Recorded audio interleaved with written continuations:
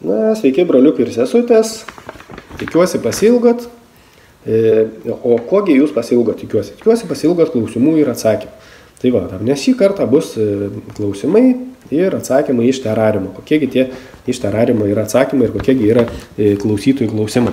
Na ir pradėsiu ilgai čia netemdamas. Pirmas klausimas. Ar raudonas siūlas ant rankos apsaugo nuo nevidonų? Na, žinot, yra tokie prietarai, sakykim, čia ne tik terariume, bet ir mūsų nuostabiai planetui Žemė, kad kiti užsiriša ten tą raudoną siūlą ar ten vaikam užriša. Na ir va tas raudonas siūlas apsaugo jau žodžiu nuo tų nuo nevidonų. Tai va galiu atsakyti tokį dalyką, kad tas raudonas siūlas neapsaugo nei nuo nevidono, nei nuo dar kažko, tai jisai nuo nieko neapsaugo, jis kaip tik iš tikrųjų padaro atvirkščiai. Kągi tas reiškia vat, raudonas siūlas? Tai čia ne tik tai liečia raudoną siūlą, čia liečia ir visokius amuletus, kryžiukus ar dar kažkokius žodžių, visokius dalykus, kurie aletai apsaugo.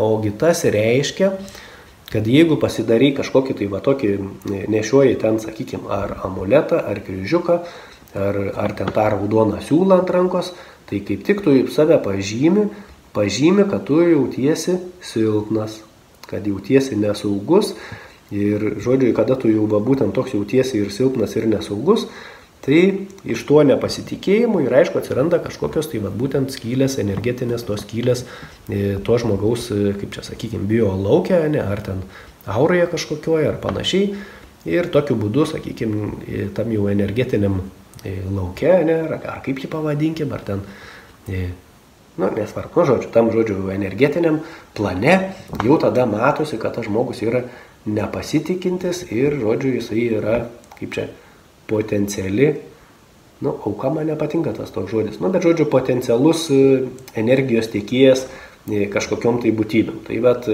čia aš vėlgi priminsiu, kad čia tik tais yra paistalai iš terariumo, nes mokslu tai čia apskritai niekas yra nepagrįsta ir neįrodyta mūsų planetui Žemė ir aš tai tik tais tikiu mokslu ir oficialiais informacijos šaltiniais, bet čia tiesiog antrininko aš savo pasiklausiau ir jis, žodžiu, man išvaksėja tokias terariumiškas nuomonės, sakykime, kaipgi tam terariume yra. Tai va, toliau. Čia netgi iš tikrųjų ir ten terariume ir platinami tokie visokie dalykai, kad riškit siūlą, ar ten nešiokit amuletą, ar ten dar kažką, tai žodžiu, vienintai visas tas yra nukreipta į žmogaus nepasitikėjimą savim ir savo jėgom, kaip čia, taip galim pasakyti, ne? Tai vienintelis dalykas, tai patys žmonės gali save apsaugoti, būtent tik tai per pasitikėjimą savim. Toliau.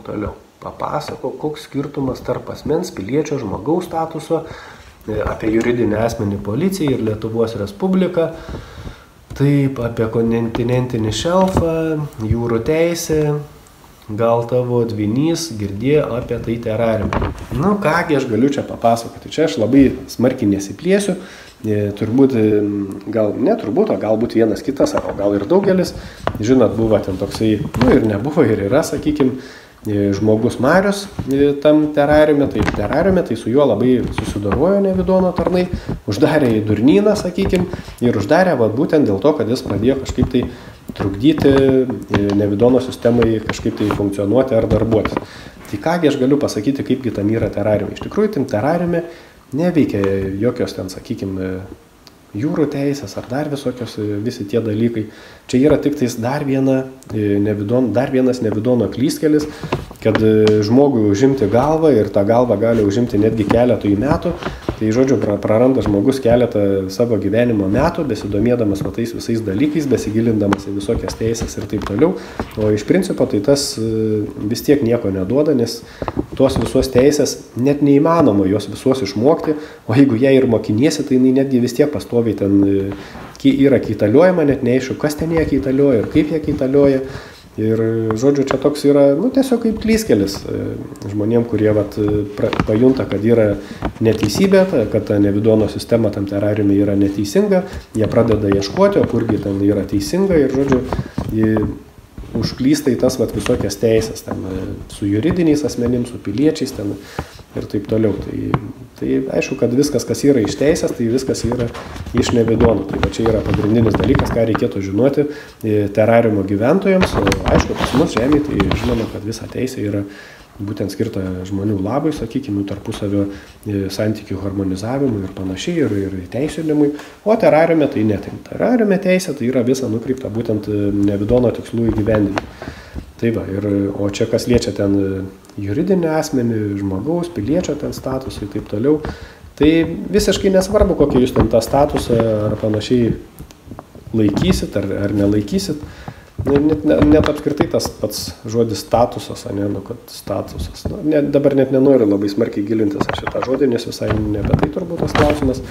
Esmė, kad aišku, kad yra skirtumas tarp žmogaus, asmens ir piliečio, bet ne tarp statusų. Čia yra tiesiog, gal asmens ir yra statusas, piliečio ir irgi statusas, bet žmogaus statuso nėra, tiesiog yra žmogus. O jeigu žmogaus statusas, tai irgi tada nebe žmogus jau, ne, o yra kažkoks vėlgi statusas. Tai visur yra apgaulė iš tikrųjų, visur viskas yra apgaulė, visa teisė, kaip ir sakiau, yra apgaulė. Ir todėl aš net nenoriu čia labai smarkiai plėstis ir niekam nepatariu į tai gilintis. Tiesiog patys turiu tą dalyką kažkaip tai savy jau turbūt susivokti ir suprasti, kad visa teisė yra iš nevidono, nesvarbu, nei ten jūrų, ne jūrų, dar kažkokia tai ir panašiai prigimtinė ir bet kokia teisė, jeigu ta teisė yra duota, tik tais tam, kad galėtų ją iš jūsų atimti, o kaip ir buvau minėjęs, žmogui iš vis nereikia jokių teisių ir taip yra pilnavertis, savo pakankamas ir viską gali daryti tą kas neprieštarauja jo sąžinei. Taip, tai vat sąžinė vienintelė yra, kaip ir sakykime, kelrodė žvaigždė, taip pasakyčiau, bet netgi nepavadinčiau jos kokią nors teisę, nes tai čia būtų, neteisinga. Gerai, Baba Valera klausė. Yra Baba Valera toks klausytojas ar klausytoja, nežinau. Taip, esate sakęs, jog siela prieš gyvenimą pasirenka ir persižiūri per kur teks praeiti. O tai kaip tada su nesveikais šizofrenikais žmonėm, gal ten jų sielos kokios nevidoniškos. Prašyčiau išgvildenti man šį klausimėlį. Dėkuoju. Žodžiu, galiu aš tą klausimėlį pagvildenti. Apie šizofrenikus žmonės, ir sakykime, kaip ten psichiškai nesveikus vadinamų žmonės. Tai iš tikrųjų psichiškai nesveikų žmonių iš tikrųjų nėra. O visi psichiškai nesveiki žmonės, čia vėlgi priminsiu, kad čia kalbu tik apie terariumą, čia jokių būdų ne apie, kaip čia pasakykime, ne apie mūsų tą nuostabią planetą Žemė, kurioje aišku yra krūvas visokiausių psichinių ligų. Gal tada apsiribokim šizofrenikais, nes aš visų tų psichinių ligų net nežinau, gal ir yra, gal ir negaliu pasakyti, bet konkrečiai apie šizofrenikus, tai tiesiog yra žmonės apsėsti demonų. Tai taip, terariume taip yra. Visi šizofrenikai, jeigu jie iš tikrųjų yra tie šizofrenikai, jeigu ne tik tais, kad jiem užrašė kažkas, kad jie šizofrenikai yra, nes terariume, kaip sakykime, sistema naudoja labai tą psichinės visokias ligas tam, kad susidoroti su žmonėm. Ir jos, aišku, normalius žmonės tiesiog pavadina šizofrenikais, pasako ten kokie nors parsidavę tai nevidono klapčiukai, ale gydytojai ten psichiatrai ar panašiai, kad tai žmogus yra šizofrenikas ir jį tiesiog uždaro. Bet jeigu jau žmogus, tai tarkim iš tikrųjų yra šizofrenikas, tai jis tiesiog yra apsėstas iš tikrųjų kažkokių tai demonų, sakykime, kažkokių tai būtybių. Ir tos būtybės tam žmogui diktuoja, sakykime, kažkokios tai jo poelgius, veiksmus ir panašiai, ir pasaulėžiūra jo atitinkamai keičia. Tiesiog išnaudoja tą žmogų. Tai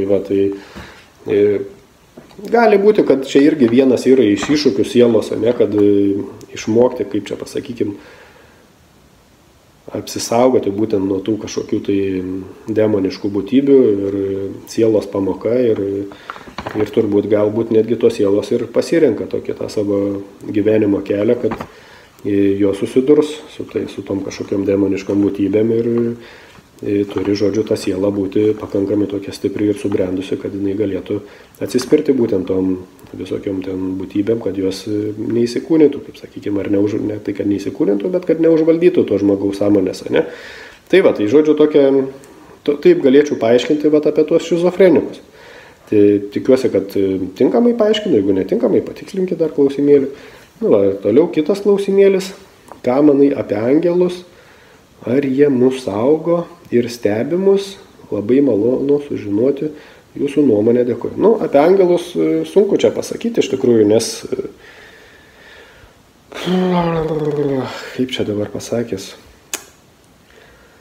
vieni sako, kad yra angelai tie, kur geri. Nu, dabar sakykime, jeigu mes žiūrėsim per tą krikščionybės prizmę, ne? Na, jeigu žiūrim pagal krikščionybės prizmę, kad yra, žodžiu, ten jau kažkoks tai dievas, jis ten turi savo kažkokius tai angelus, tai tas dievas, kuris yra krikščionybė, tai, nu, iš tikrųjų tai yra, kaip čia pasakykime, ne dievas, o yra, nu, kažkoks tai šėtonas, ar kas ten jisai yra, ar tas velnias, ar kažkas tai, nežinau, kas ten skaitėt ar neskaitėt, vat mano tas antrininkas iš terariume, tai yra paskaitęs tą šventąjį raštą, nu, tai ten, nu, tik tais visiškai, sakykime, su išplautom smegenim žmogus gali galvoti, kad tas dievas, kuris ten yra aprašytas būtent tam šventame rašte, kad jisai yra kažkoks tai, nu, kaip čia, sakykime, geras dievas ar sutvėrėjas ar panašiai.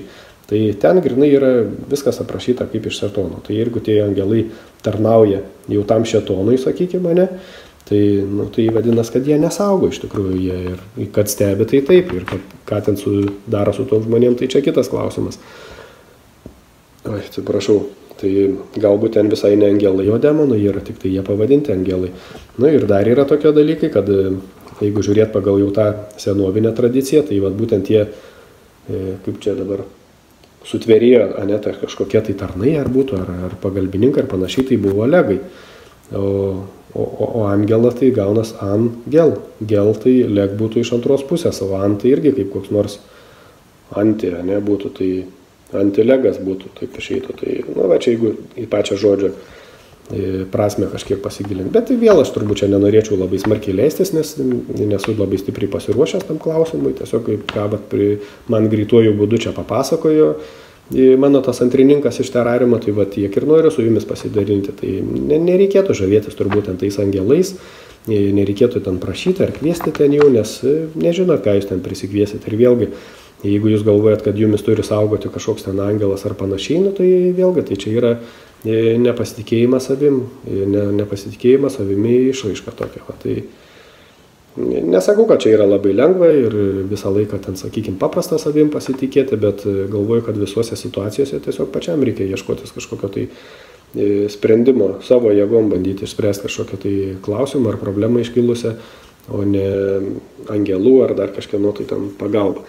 Tai va, tai tokia čia nuomonė, perduodu čia va, savo antrininko nuomonę iš terariumo, aš kaip ir sakiau, aš tai mokslu tik tais tikiu, o mokslas jokių angelų nėra atradęs, taip kad čia nu, visiškai paistalai apie tos angelus. Tai tik tais terariume jie egzistuoja, tai va, tai tą ir perduodu savo to antrininko iš terariumo nuomonę jums. Na, tikiuosi, kad atsakiau jūsų klausimėlius, nežinau, gal ten norėjusi ir kad plačiau, bet aš nenoriu lysti į kažkurias ten tokias temas, ypač apie ten tų gyvų ar negyvų žmonių, apie ten visus juridinius ir panašiai. Nu, tai kaip ir sakiau, visos hierarchinės struktūros yra iš nevidono. Tai apskritai visos hierarchinės struktūros vienaip ar kitaip jos tarnauja sistemai, o sistema tarnauja nevidonui. Nu, tai turbūt jau 2+2 turbūt ir patys turėtumėt sugebėti pridėti, tai ir viskas aišku, ir policija, ir respublika, ir viskas čia turėtų iš karto stoti vietas atitinkamai. Tai dėkoju dar sykį už klausimus, tai labai smagu, kad jūs tos klausimėlius parašot. Kaip ir sakiau, čia nėra, kaip čia, sakykime, ta paskutinės instancijos nuomonė, aš tik tai pasakoju, kartais galbūt savo nuomonę, kartais savo antrininko iš terariumo nuomonę, nu, bet ir jums ir pasidalinu su jumis, jeigu jums įdomu ir jeigu jums rūpita, sakykime, tą mano nuomonę, tai labai mielai atsakysiu tos klausimus. Tai va, tiek turbūt, o jeigu turit kažkokią kitokią nuomonę, tai parašykite komentarą, gal padarysiu komentarą, jeigu turėsiu ką apie tai papasakoti daugiau. Tai va, tai tiek tam kartui. Dėkui ir iki.